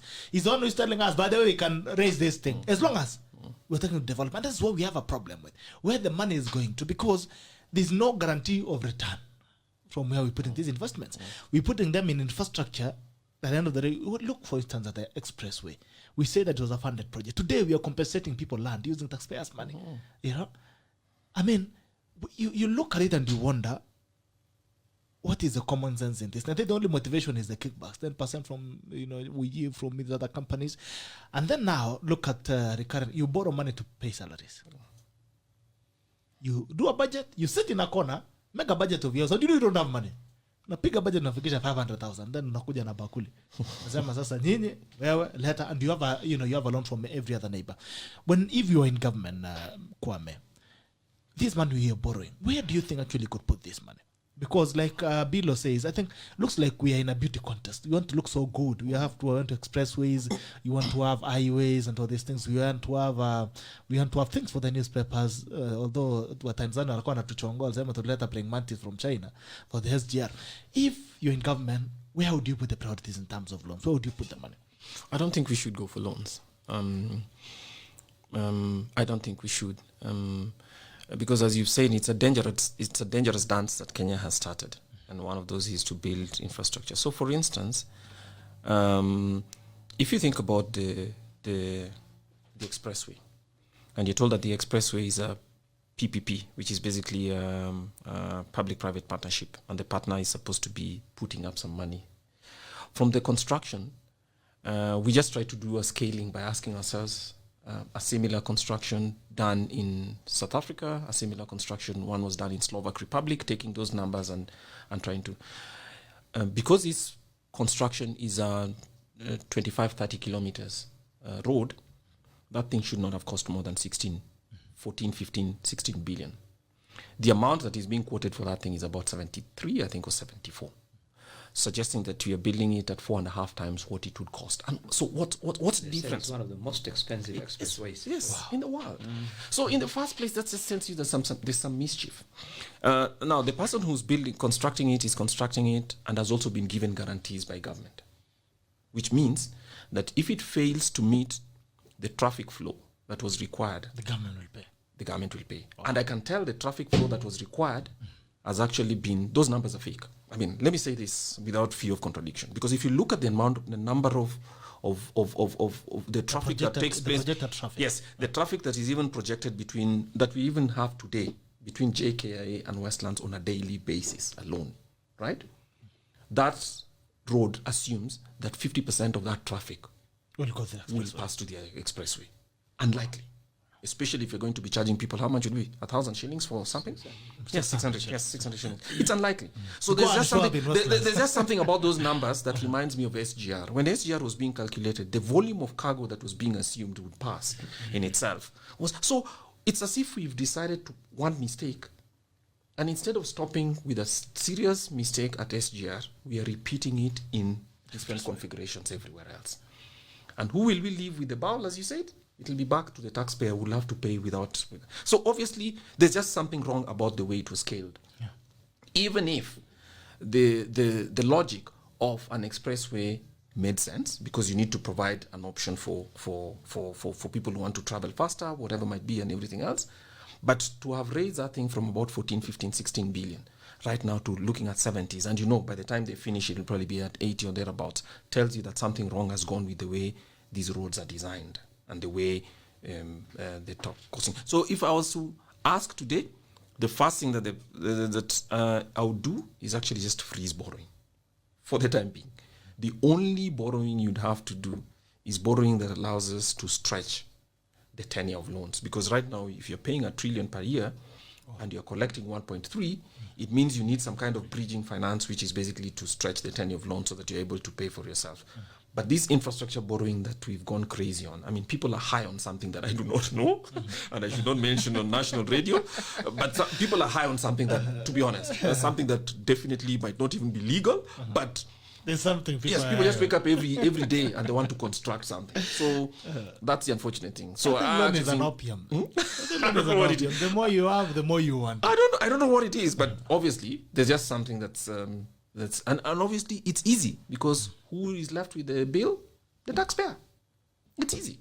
If any of these things depended on the people who are making that decision, say for instance, if you told them, if project didn't work, we'll never pay you your pension, for instance, I mean, those projects would have a completely different color. But as it is right now, let's construct fast and think about how Kenyans will pay for it later. And the thing is, I think Mheshimiwa Kwame has mentioned something that the designing or the need for expressway might have made sense. For me, I don't think it really made sense. For a common mwananchi, what do you need to go and rush to do invest lands? You know, that you need to pay 600 for. For a mwananchi that cannot afford matatu, why do I need to rush to Westlands? You know, from JK, I just need to show up in Westlands and I've lost 600 shillings. You know, and you wonder what motivates investments when you talk about, you know, these PPPs and all that. There has been an argument that the road ends somewhere where there's an investment that is coming up. You know, it's rumored to be, you know, could be the biggest economic center in Nairobi. And you wonder, when decisions are being made on investments, especially PPPs, do we have the public good in this? What motivates these decisions in Kenya? There is a legal framework around PPPs, but like in all other government initiatives, there has to be public participation, and I think this is where government always takes advantage of Kenyans. That the level of public participation, if at all, it's ridiculously low, or actually it's the wrong people, or it's done in the wrong way, so that there is no meaningful, serious public participation. Because the idea, this is something that underpins our constitution, 2010, that in every action the government takes, not just political, economic, or whatever, in every aspect of our lives, there has to be public participation. And the intention is so that it's what public wants that the government must do. That's the whole idea, the concept of public participation. But you know, you get into a situation where counties say we are taking, we've done a public participation on BBI. They have called a dozen guys into a room. The government will say we have done public participation on the expressway. They have done in some 5-star hotel for a few guys. And so really, it misses that fundamental objective, which is to really find out whether it meets the needs of the people. Now, I would disagree with you that there are certain things which are necessary. For example, if you are a businessman or if you are somebody who lives in Nairobi, you might want to get a road that would limit the level of traffic jams and, you know, how man hours spent and the inefficiencies. That is important. That's why roads and railways and, you know, this infrastructure for transport is provided for in cities and so forth. But I think what you are saying is about prioritization. When you are putting up this thing, is it a priority relative to other needs in this country? There are parts of this country where there is no water to drink. There are parts of this country where the people have no food. Food insecurity is a major problem. So in terms of, you know, the prioritization, are we really, is that what the government needs to do today? Can it wait? relative to the other needs. I think in that case, yes, you're right. And this is why that I'm saying that not just public participation, but that's why institutions like Parliament is there. Because they look at all that when they The same Parliament. yeah, Kwame was because talking about. let me tell you, when you are prioritizing, it must be towards a certain development agenda of the government, which in itself, government here, takes into account Parliament, because Parliament is the one that represents people. Government is about people. So I agree with you that the government misses most of the time. Our challenge is misplaced priorities in government, and this is what underpins the problems that we're having in our economy. It's misplaced priorities. We have the resources, but how are we spending it? You go on, read the newspapers and see how government is spending money every day. And then you wonder why is this government behaving this way? And it's a poor country. You think this is not third world country where people are, if half the population is poor and they can't put food on their table. But so that is the challenge. It's misplaced. Nothing has changed really in terms of the way the government operates in terms of their priorities, and that is the biggest challenge of this government and the ones that we have had. All right. We finish in the next 10 minutes. I want to throw in some questions. Maggie Mbogo, the president of Women Chamber of Commerce, is asking, where do all the levies and taxes leave women? Women don't start business for fun. They start them for survival. I think we all started for survival, but I don't know. Maybe you can answer that. Well, yes. Okay, so most of our discussion today has focused on the fitness of our tax system to the kind of businesses that exist in Kenya. And obviously, a majority on small and micro enterprises, and especially some of those in the informal sector, are actually owned by women. So obviously, the taxation system and the levies that whether counties or national government applies disproportionately apply to women because they're the ones who run the smaller businesses and all that. So yes, Maggie, that's part of the issue, and I think that's why a voice like yours is important for this discussion. And the point for me is taxation is a given because it's required in the sense that the Constitution allows it. The public financing government activity would not be possible without resources, and so government needs to pay. But I think the way in which taxes apply in Kenya, in which you're paying multiple levies at different times, you're paying for different licenses at different times, and you're paying for other taxes and everything else, is not fit for any business, whether they are large, but large businesses are able to absorb them because they'll get more people to be able to work out that. And then obviously they're particularly debilitating for smaller businesses, and especially for the businesses that women, small and micro enterprises, and also the businesses that women run. So that's part of why this conversation is. But if you have a government that always believes that if you build an expressway as a legacy project, or that it will pay for itself, or if you build an SGR, or if you build all manner of roads and infrastructure, necessarily without asking, okay, what is its effect on the livelihood of Kenyans?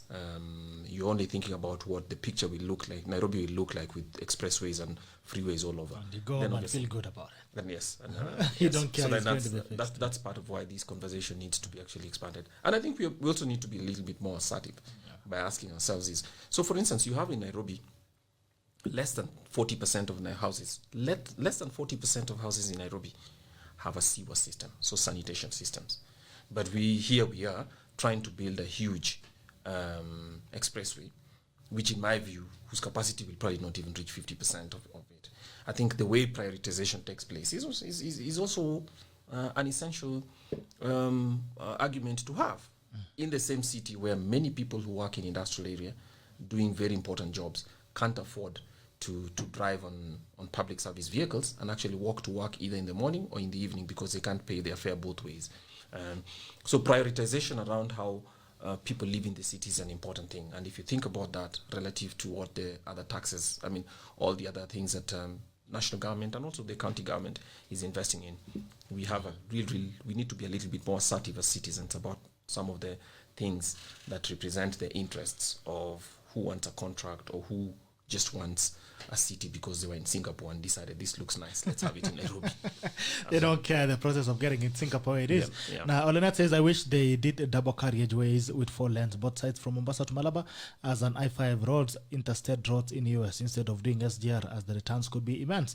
Hamed Mohamed Somo says, Mohamed Abdullah, thanks for raising this. Once completed, I'll give you my PhD research on the subject. Naona tumeanza shule hapa haraka sana. Olednatma says, amazing conversation. I cry for my motherland. The ROI on most of the infrastructure done as negative trajectory on economy in the long term. All right. Now, finally, there's something here that's being sold, BBI, constitutional amendments. That is being, the proponents are lauding it as an economic masterstroke. Like, let's pass it. You guys, asubuhi, 7:30 asubuhi, after you pass this thing, the economy will be flying. Will be flying like an eagle. Can you legislate economic growth overnight? A good friend, really. You've been in government. You've started where policies are made. Can you overnight legislate? Do you have magic in constitutional changes in economy? Of course, this is politics. I mean, you can see it. The BBI bill is about amendments to the Constitution. And nothing in those amendments talk about how or specific economic policies or economic provisions related to the economy that would make things different tomorrow when the bill is passed. More importantly, in the other wider BBI report, there's also nothing specific in the administrative and other policy matters that they can act on with before even the referendum, where which addresses the economy. Nothing. So with regards to the economy, that we will become it will take us to the middle income or countries, or we'll go to emerging nations of all those things have been said by the proponents, but I think it's all hogwash. It's all politics. There's nothing in this BBI that would change the economic architecture or the economic. There's nothing, absolutely, in my view. I've talked about this and written about this, and I don't think BBI addresses issues of the economy. And there's nothing that stops the government from doing any of these economic activities or policies that they want to do tomorrow morning. It's just that there isn't. Absolutely, there isn't. They have not even said. The least they could have said, which is easy, and they could put in the bill, is say we should not borrow. That should have been beyond a certain percent. They have not even said that. So I haven't seen anything, or even taxes. They have not said this BBI. Yes, no tax on unga. At least that would have said, send a message that those of us who are eating unga would nothing. So how would you say then that BBI addresses the economy? It's absolute nonsense. I don't think that is the case. Good brother Kwame, you've been in economic schools. Explain to us how a document is going to transform the economy overnight. Okay, let me say this: the BBI. Reading the bill, the BBI has some good stuff. He has bad stuff, and it has some very ugly stuff. Yes. Like every policy document, it tends to have a mixed picture. So what the thing I have to say is that, as Billow said, it's true.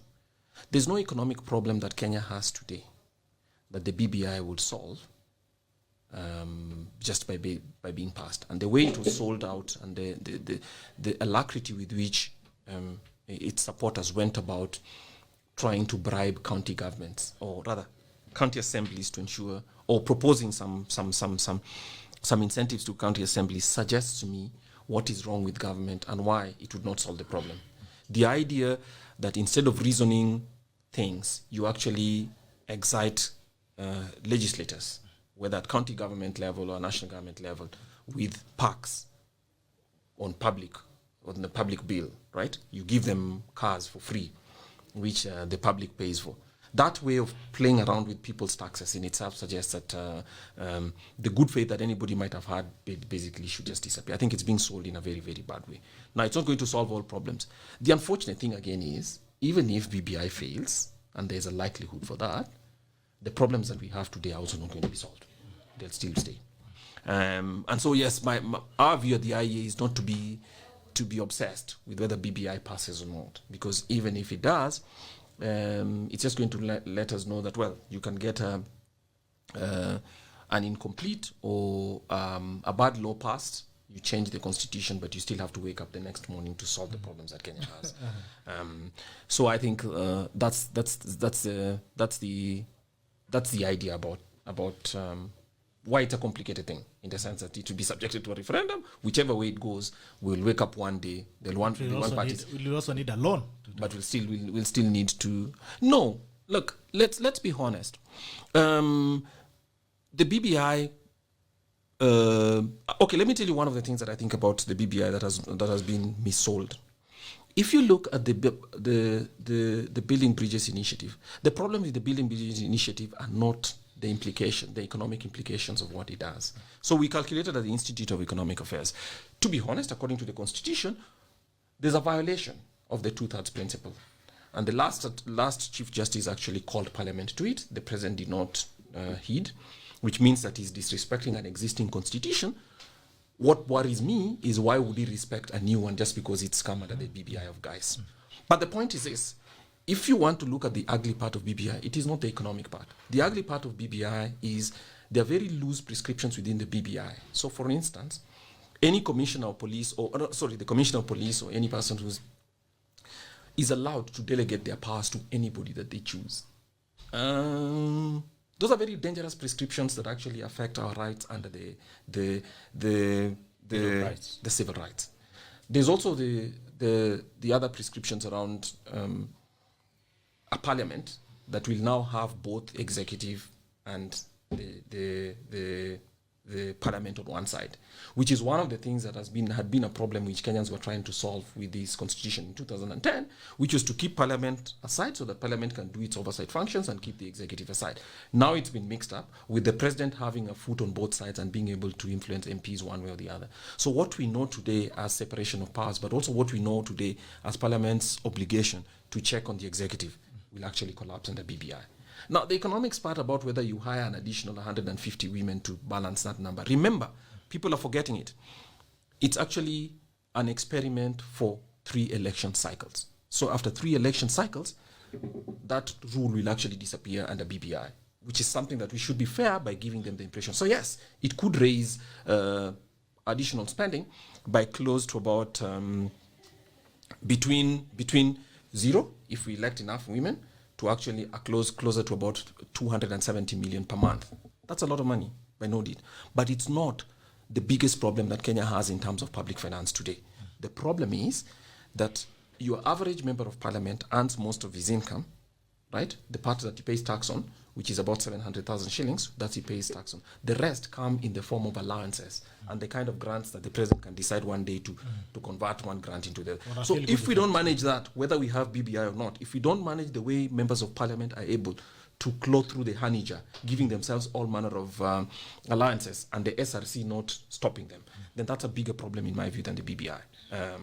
Or rather than the prescriptions of the BBI regarding new members of parliament. Right. The same people that we have, you're talking about nominated, the few that we're having are already being used to manipulate policy within the assembly. So you can only imagine what they can do with over 200 nominated ones. They can always sue. That's an unfair argument. That's an unfair. No, that's an unfair argument because remember that we have a specific prescription under Article 27.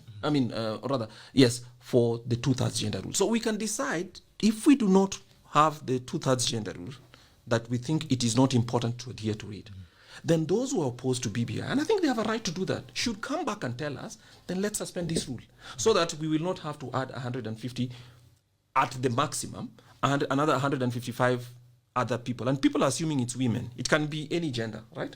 Because if more women get elected, then men would need to actually be brought in for that. Even all of them, men and women, are still manipulated. Anyway, I hope in good faith, I was hoping that in good faith in the coming, we are I think, a couple of months to the reading of the budget, another financial year. So I could wish that in good faith, maybe the government should start by allocating the 35% to counties. And at least so that we get a feeling. Watuonjeshe kidogo the new dispensation. Your final remarks, Mheshimiwa Billow? No, they don't have the money to give the 35% based on based on the last revenue audited by the Treasury, which would be in the tune of 700 billion. You want to give to the counties? I don't think that would be practical. These are all sweeteners put into to encourage. But I think, in my view, I think our political leaders, particularly those who are vying for the high seats, need to focus more on the economy of this country. Because if they don't, at some time in future they'll pay a price when the situation gets out of hand. Today we are worried about wheelbarrows and things and so forth, but it will come to a point where it will not be possible to, because of this way, because the situation on the ground is really pretty bad. I mean, people, jobs have been lost, livelihoods and so forth, and the effects of the pandemic is still there in a huge way. And so government needs to really look at things differently.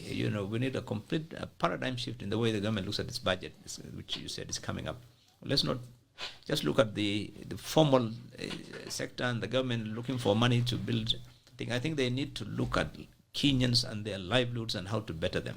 And they can do a lot. And the other countries with much smaller budget, their shilling counts. If it's 1 shilling, that 1 shilling, it goes, they put priorities. We have always talked about prioritization. If you look at the budget policy this year, it keeps talking about rationalizing and prioritization, but in reality then when you go to the estimates, nothing much changes. We have a problem with that. So I think, in my view, the leaders need to really focus on the economics of the ordinary mwananchi, how to deal with those people. I think that is where I would leave it off. All right. As we close, Kwame, what do you expect to see in the coming budget? Okay. Yes, I think a little bit. I think many of them would actually be still a little bit of fumbling. Partly the belief that we should run the race, continue to blame COVID, which is not true. I think COVID just reminded us that, look, we've been living beyond our means, and obviously for that reason, there's this pressure that exists. But my fear is a crash landing, because if there's a hard landing, because the debt problem is not going to get any better for the time being, if behavior doesn't change. If a crash landing takes place, it'll be terrible, because it'll force the kind of reforms that government could start now by admitting to, look, we have challenges. We will not blame them on COVID. We will take responsibility for it and try to adjust decisively, especially rationalizing expenditure, cutting out the spending, because there's no reason why, having conceded 3 weeks ago, President Kenyatta conceded that we waste 2 billion shillings, or rather we lose 2 billion shillings in corruption. He should still base, the cabinet secretary should base this year's budgets on another 2 billion that's still going to be lost every day for the rest of the year. I mean, that's just irresponsibility.